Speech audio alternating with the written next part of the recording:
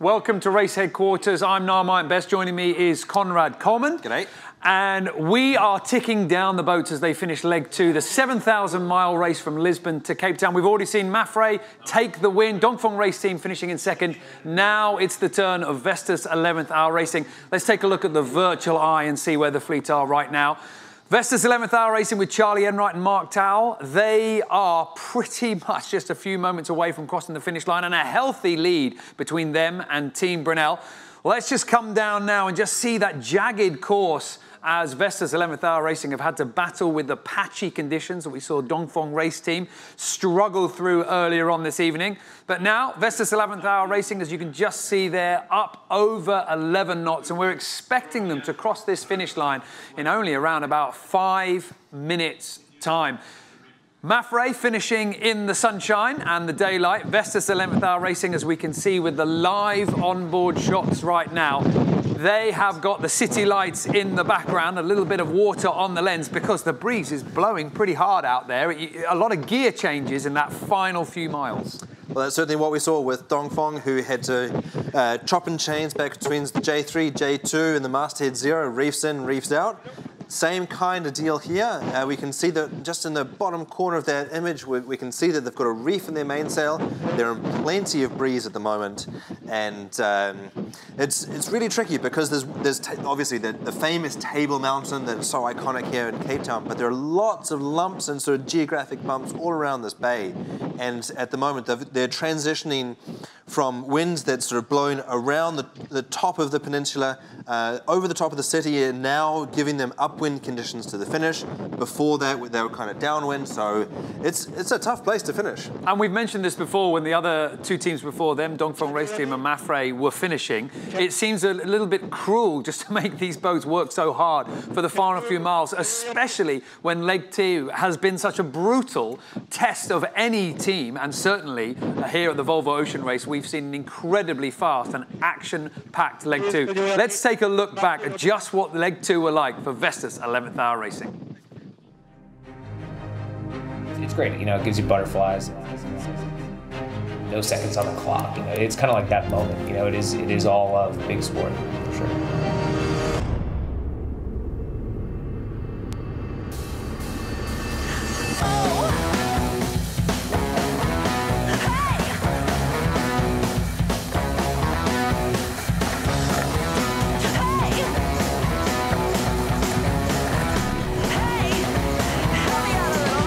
Been a bumpy ride so far. It's getting nicer, but we're going to go find see if we can find a faster ride to the south. I need a dose, I need a dose, I need a dose of you. The ship that I was in hit ground. Sang. The A3 has torn along the leech. Waiting for the glue to fully go off, and saying about a sewing machine, it probably would have taken 20 minutes. I need a dose of you. The ship that I was in hit ground and sank. I said, whoa, you're like a suicide mission.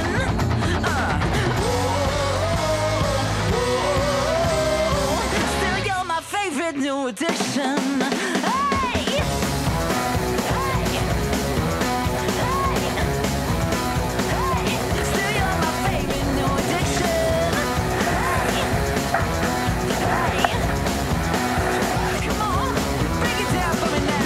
Could happen. It could be windy. It's going to be windy. There's going to be rain. There's going to be that. Chipping away. And I'm sure after this cloud, there's another cloud. And probably another cloud. And then maybe we're through. I got a feeling the night's going to be long. Got a feeling. Where are they? Oh, yeah.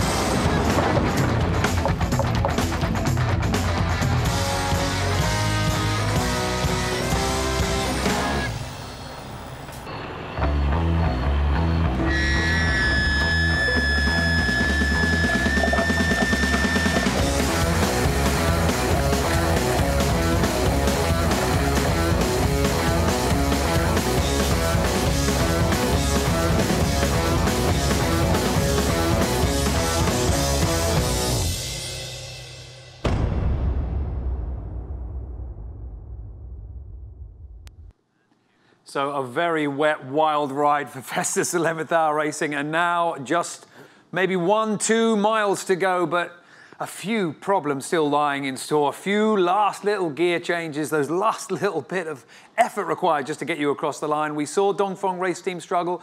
Mafre got the best line straight through the light conditions, but as the sun comes down, as the race experts have predicted, the wind just off the finish line is getting a little bit patchy. Vestas 11th hour racing, if you're fans of the team, you'll be pleased to see these onboard images right now. They are motoring along right now. They've certainly got breeze. It looks like a reef in the main. Got a reef in the main, probably J2 there, and unlike Dongfeng race team, who had to take their way up to the finish line, they've got a straight shot all the way through. We can see the flash there, marking the edge of the harbour, and so they're almost into sheltered waters again after, well, by my count, with 19 days and 5 hours, 35 minutes or so of sailing in the rough and tumble North and indeed South Atlantic. Spectacular images there on the leg resume. You know, just remember, these guys have been sailing with a fire hose in their faces for about 2 weeks now. As you saw, it hasn't come easily. You know, this is a hard-fought third place. They've had sail damage. They've come back from problems. And what really impresses me about this team is they seem to always have a smile on their face. Always a very honest team, always very happy, and I mean at times in this leg as well, leading. You know, they struggled a little bit, moved a little bit back, but they did stay with this front three. They're certainly lining themselves up to be a real contender for certainly a podium finish and maybe even winning the Volvo Ocean Race overall. They're just meters away from finishing now. Vestas 11th hour racing. We've got Charlie Enright, the skipper, Mark Towell, the team director. A formidable partnership here, proved themselves incredibly strong in the last edition of the Volvo Ocean Race, the first boat to go around Cape Horn, won the final leg, and now this edition of the Volvo Ocean Race, they win leg 1, and now they are set to take third place in leg 2, and only just off the pace of the main contenders, Dongfeng race team and Mafre. So watch this team. We are going to see a lot of good things from this partnership in the months ahead. Onboard shots at the moment, and they're looking around at the moment, and I'm guessing that's just waiting for that confirmation, because any moment they're going to be going through that finish line. On board, we've got the navigator, Simon Fisher, staring at the screen, just trying to judge that moment where they cross through the finish line. Race control also monitoring, because of course the seconds in these finishes are quite important. There is a bonus point once all the elapsed times are added together to have the lowest total time. Exactly. You cannot lift your foot off the pedal until the moment that you've absolutely crossed the line, even though there's no threat from behind. There's no way that they could have improved their score these last couple of days, really. So third it is, but seconds still count, as you say. So looking nervously around, trying to figure out if they've crossed the line. Sometimes that can be awkwardly difficult to figure out, especially with a night arrival like that. You've got flashing buoys to pick out in amongst the lights of the city. Previously, I myself as a sailor, I have tried to use a stoplight as a finish light. I was convinced 100% that the net, it was only when it flashed from red to green that I realized that I was lining up on something completely wrong. But this is why we're seeing this team fight down for those last few boat lengths quite so hard. Trimming going on here. I mean, there's nothing to gain position-wise, but it might come down to that final point, that final bonus point for the lowest elapsed time once the entire course, all the legs are completed. That is what you are seeing right now. By my computer screen just here, if you're following on the track, it looks to me like they've either gone through the line now or they are just about to. The tracker is live if you're following with your laptop, or even better with the Volvo Ocean Race app.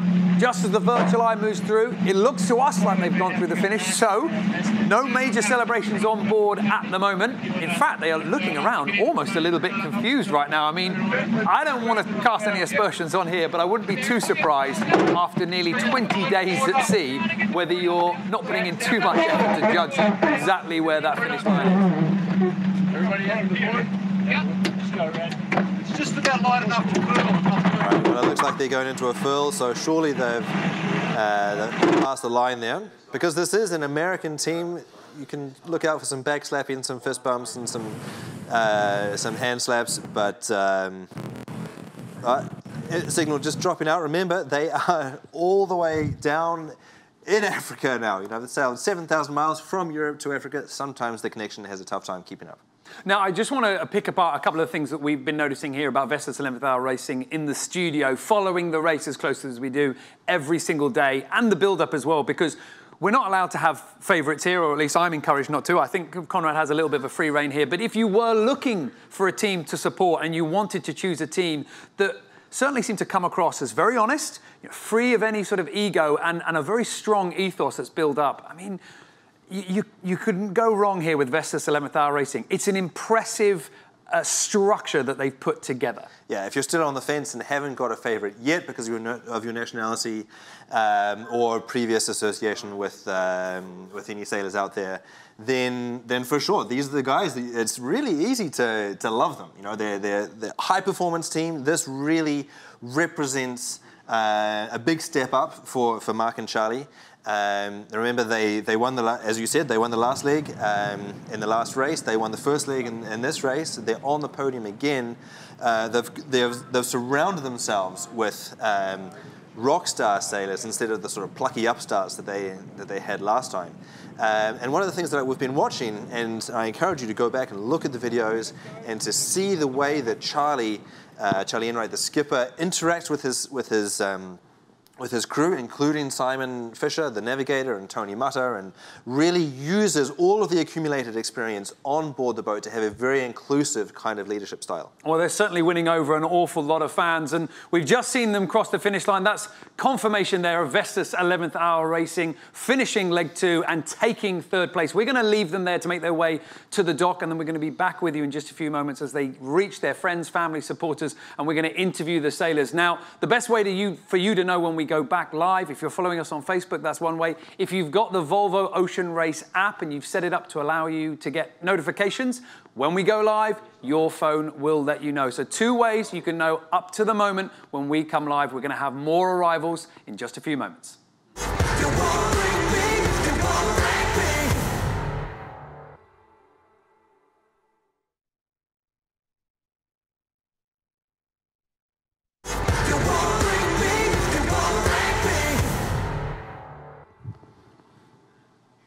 Welcome to the arrival show here in Volvo Ocean Race headquarters. Leg 2 is wrapping up. We've got Mafre taking the wing, Dongfeng Race Team taking 2nd.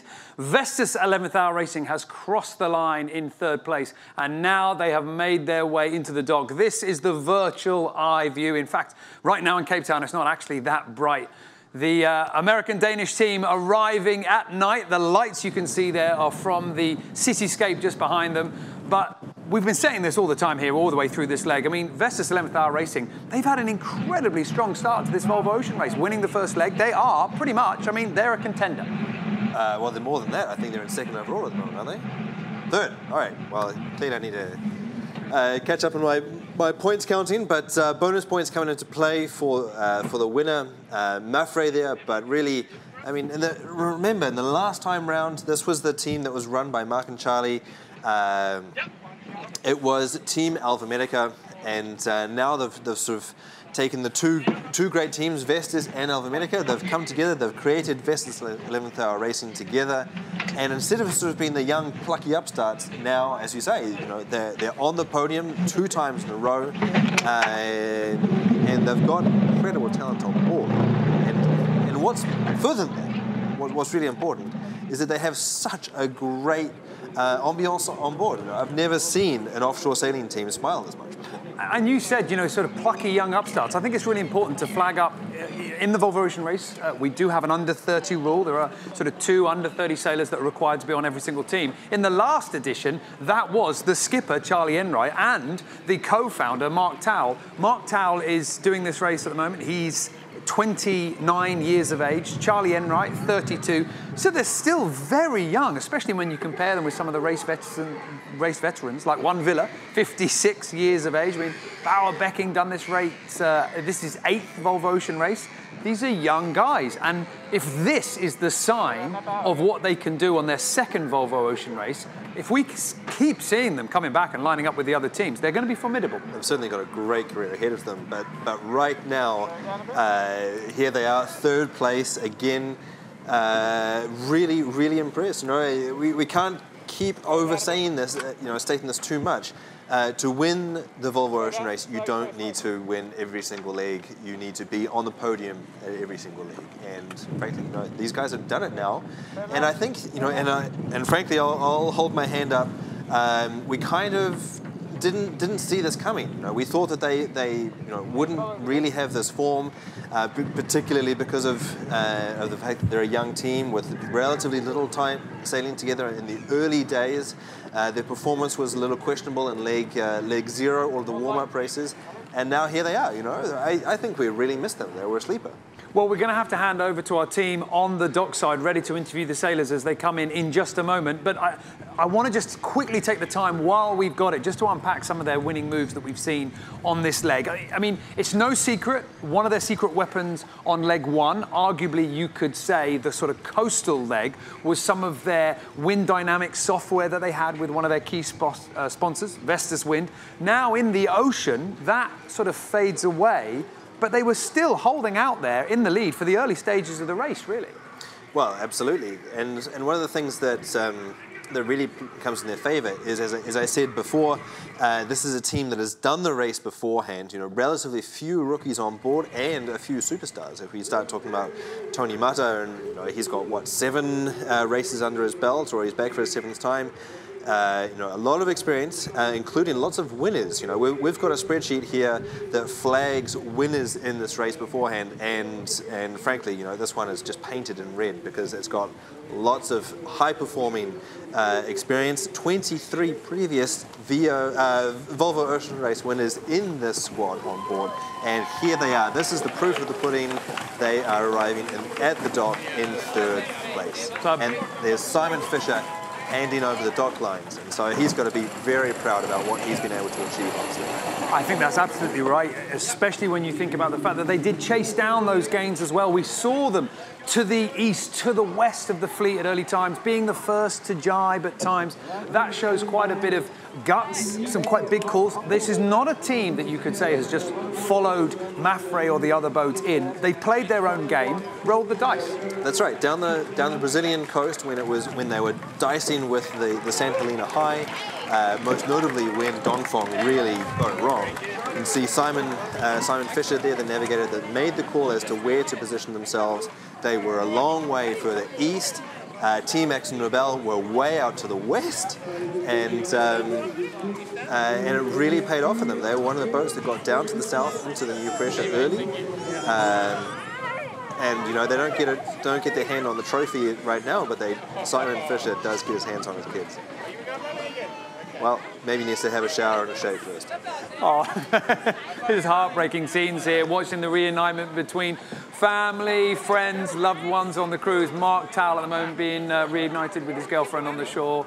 And, I mean, this has been an awfully long time for these sailors out on the sea. I mean, we're talking 19 days, 6 hours, 10 minutes for Vestas 11th hour racing. Big celebrations for a podium finish, but it's a reward just to finish as well, because so far in this leg, we haven't seen the major breakages, but we have seen the challenging conditions. That's something we've got to be thankful for. Yes, and the person you can thank is Knut Frostad, the former CEO of this race. He was the one that came up with the idea of using these stronger Volvo 65 boats and moving the race into the one design era. That allowed them to, the race, Volvo Ocean Race, to control the kind of boats that they had, to up the safety margins, and really follow the ethos of the parent company, Volvo Cars, which has put people and safety at the forefront since the founding of the company. And so now their sporting events, their headline sporting event, is very much following in that same direction.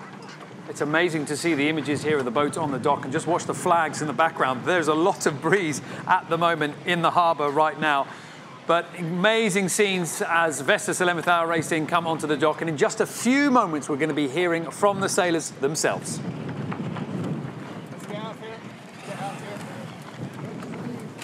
Charlie, congratulations. Welcome to Cape Town, taking third place on the podium. Congratulations with that. You did fight to keep in the lead and to stay in front of this game. A hard battle to stay and to take third place. Yeah, I mean, we're happy certainly with a podium result against a lot of good teams. It was a tough battle all the way down here. Not satisfied with kind of how we're sailing the boat, so we got a lot of work to do, but we're making up for lost time, and yeah, just keep chipping away.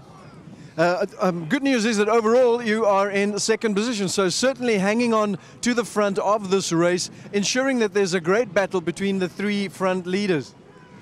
Yeah, like I said, for us it continues to be about the process, and we're trying to get faster through the water and fine-tune some of our decision-making stuff, and lucky for us, we got some time. This thing's not going to be decided till June, so keep improving between now and then.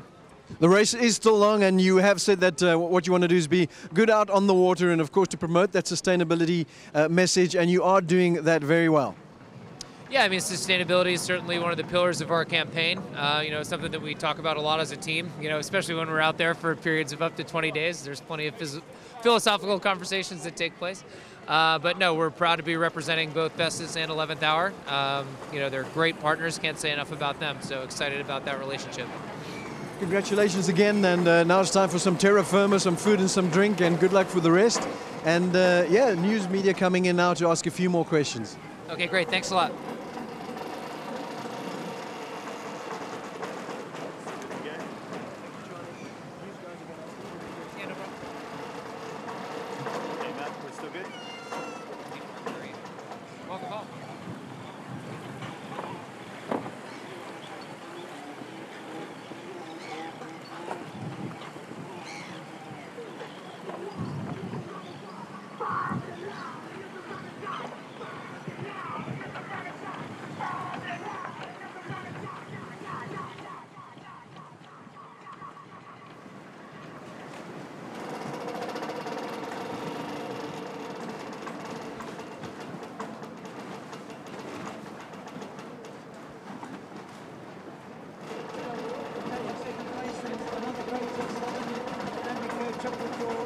Charlie, you've got to be really happy. Yeah, we're over the moon. It was a really nice leg. We had fantastic conditions. We got slingshot out of Lisbon. It was a lot of downwind, fast sailing, and the team came together really well. We still have a long way to go and a lot more to focus on, but we're in a good spot, and we can't argue with another podium finish, so we're very happy. If there was an opportunity to go back, is there anything at any point along the way, any decisions that you would have made differently? I don't think so. I think we sailed a pretty complete leg. There's obviously a lot to go over in the small term, and we'll do that over the coming days. But by and large, I think we sailed a pretty nice leg. Congratulations, and enjoy your night off. Thanks very much. Yeah, we're happy to be here in Cape Town. Thank you.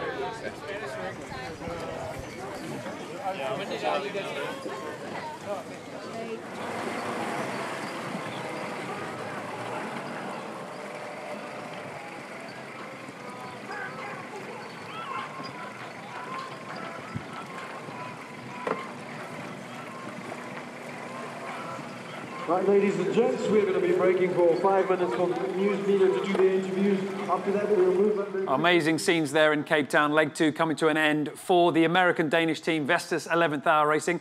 Charlie Enright, Mark Towell and the rest of the team all reunited with their friends and family. But let's not forget there is still a bit of a race going on in the water.